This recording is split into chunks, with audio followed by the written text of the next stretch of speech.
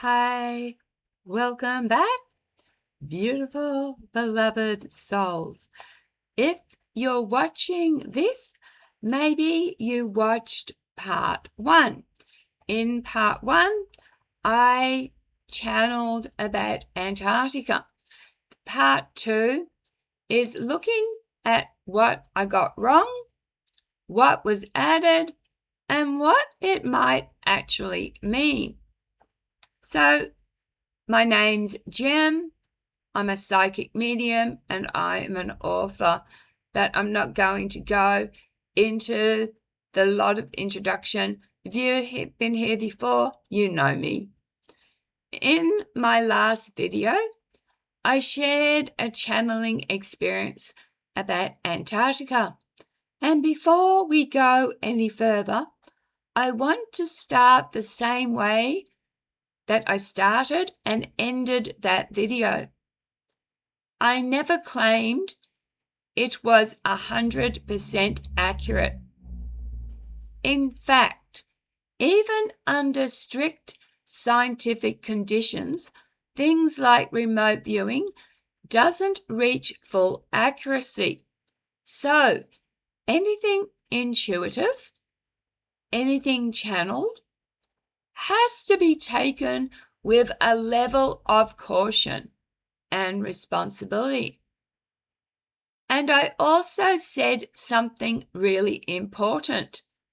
This came through me and I'm human, which means bias, belief systems, culture, everything I've ever learned, all of that can shape what comes through. So, in this video, I want to do something a lot of people don't do. I want to separate what's real, what's added, and what this might actually mean. Let's start with Admiral Byrd. Richard E. Byrd was a real explorer. He flew over Antarctica, led expeditions, and his work is well documented. But here's the part that often gets overlooked. There is no solid verified record of him claiming he found green lands, inner earth civilizations, or advanced beings. A lot of that appears to have been added later, retold, reshaped, and over time turned into something much bigger than what was originally documented. So, I think it's important to say this clearly. Some of what we believe Byrd said, he didn't actually say. And that doesn't mean people are wrong for being curious.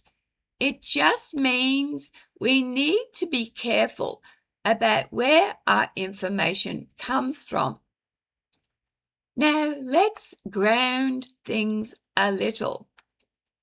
In part one, I said, I don't believe in an ice wall, and I stand by that. That idea comes from flat earth theory, and it doesn't line up with what we know about the planet. I also said that green, earth-like environments deep underground don't really make sense because life like that depends on processes like photosynthesis. Photosynthesis requires sunlight, and that's not something you get deep inside the earth. But geology does tell us something interesting. There are caves. There are massive underground systems. There are different rock formations and voids that we are still discovering. So while there's no evidence of hidden civilizations, there is more beneath our feet than we fully understand. Now, I want to talk about the part that people find the most interesting, the idea of portals. Instead of saying this exists, I want to shift the perspective slightly. If there were anomalies on Earth that affected time or space, Antarctica would be one of the few places remote and protected enough for them to be studied quietly. That's not a claim, that's a question, and I think there's a big difference between the two. So, if we take all of this and strip away the literal interpretation, what was the channeling actually showing? Because this is where it gets interesting. The idea of an inner earth could represent hidden layers, not necessarily physical, but unseen. The beings monitoring the environment could reflect something very real, that what we do on the surface affects systems we don't fully see or understand. The crystal structures that could symbolize order, energy, balance, even technology in a more natural form.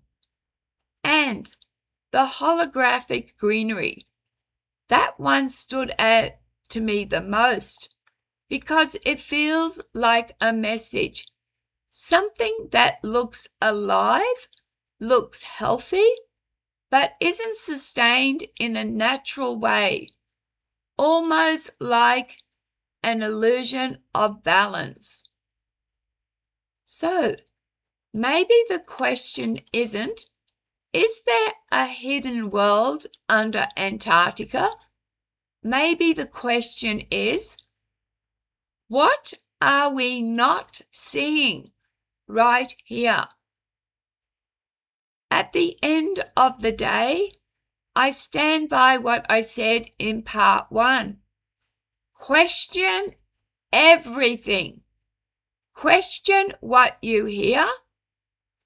Question what I say.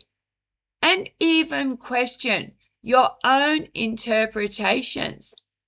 Because not everything we receive is literal. But that doesn't mean it's meaningless. And sometimes the truth isn't the image itself. It's in what the image is trying to show us. Thank you very much, beautiful beloved souls, for the view. Drop a comment below. Do so respectfully.